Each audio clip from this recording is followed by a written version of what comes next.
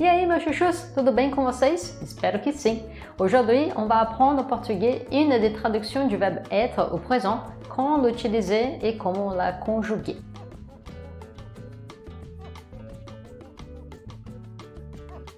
Donc, le verbe être en portugais a deux traductions. On peut soit les traduire avec ser, soit les traduire avec estar.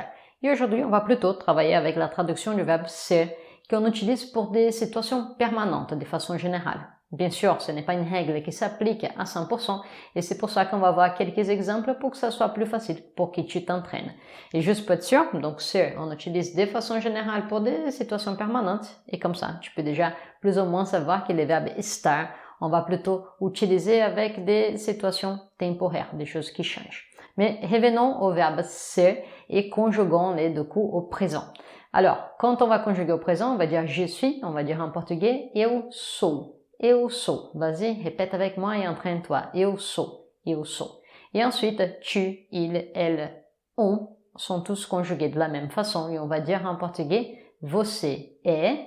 Você é, donc toujours en train de pratiquer avec moi et en répétant en même temps.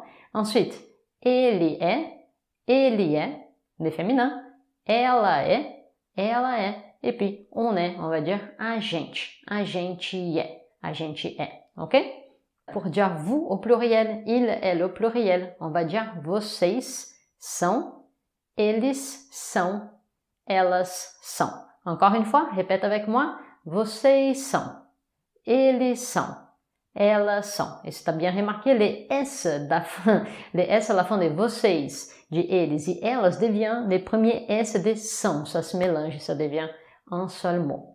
Très bien, donc on a vu la conjugaison du verbe ser. Maintenant, appliquons ça dans des situations où on utilise le verbe ser avec cette idée de permanent. Qu'est-ce qui peut être permanent, par exemple?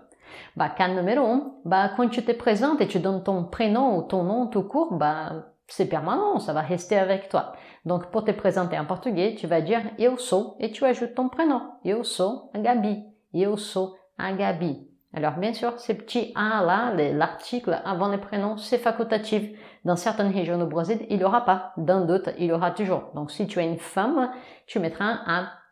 Si tu es un homme, tu mettras un O. Eu sou o João. Eu sou o João. Eu sou a Gabi. Donc, cas numéro 1, si tu te présentes, tu utilises le verbe ser. Eu sou. Très bien. Cas numéro 2 qu'on va utiliser, c'est pour dire son métier. Quand tu dis ton métier, normalement, c'est quelque chose que tu fais pendant un bon moment et tu ne changes pas du jour au lendemain. Donc, un métier aussi, on utilise le verbe être et du coup, tu vas dire eu sou et tu ajoutes ton métier. Dans mon cas, eu sou professora. Eu sou professora.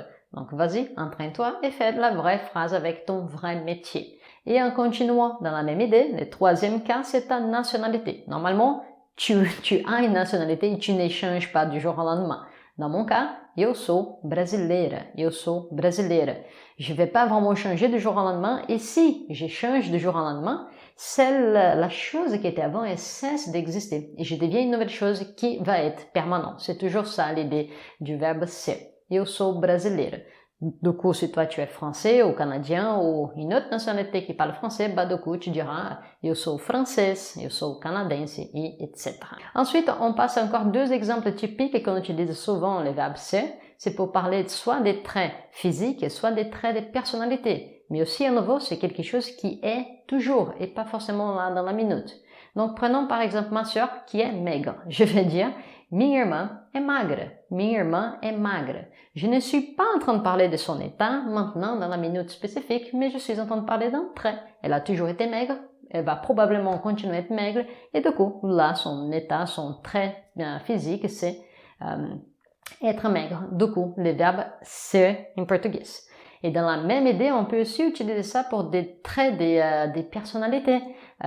Disons qu'elle est drôle, ma sœur. Elle n'est pas drôle là dans la minute, mais elle est drôle de façon générale. Du coup, je vais dire minha irmã é engraçada. Minha irmã é engraçada. Et dans ces deux derniers cas qu'on a vus, on aurait pu peut-être utiliser le verbe estar si on voulait plutôt parler d'un sentiment, d'une action, d'une émotion qui se passait dans la minute précise. Ce n'est pas ce qu'on cherche aujourd'hui. Aujourd'hui, on est en train de dire des choses qui sont comme ça forever et para sempre. Voilà, donc dans cette vidéo, tu as appris à conjuguer le verbe ser, une des traductions du verbe estar en portugais, au présent, et tu as appris 5 cas où tu peux et tu dois l'utiliser en portugais. Donc, qu'est-ce que tu vas faire maintenant? T'entraîner. Vas-y, prouve-moi dans les commentaires que tu as appris. Écris quelques exemples. Entraîne-toi à prononcer ces petites phrases, ces petits mots en portugais. Et puis, on va se voir dans la prochaine dica. Si tu veux continuer à apprendre, il y a toujours des suggestions qui vont être sur autour. Et surtout, si c'est ta première fois ici, télécharge notre guide de premiers pas qui est fait pour toute personne, toute francophone qui veut apprendre le portugais brésilien et qui ne sait pas trop par où commencer. Là, c'est sûrement où tu vas faire tes premiers pas. Então é isso aí. A gente se vê dans la prochaine dica. Beijo pra vocês e até mais!